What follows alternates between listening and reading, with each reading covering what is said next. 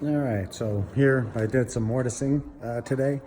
I got these door locks here.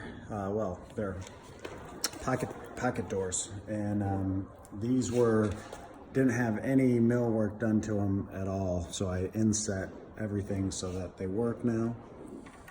So the idea here, you close the door, push the button, boom, that opens, and then you can open up the door and close it. And just, I mean, look how perfect that is.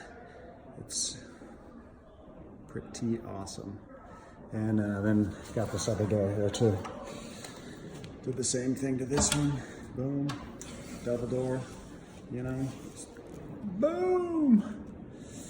Up here, I got a little bit of in, but the finisher will just put a little bit of oil on that and we'll be good to go. That's like the worst story that I have here, which is good because it's not easy to do this kind of work and with pre-finished material, but ooh, yeah, see how cool that looks when it's done and it's flush.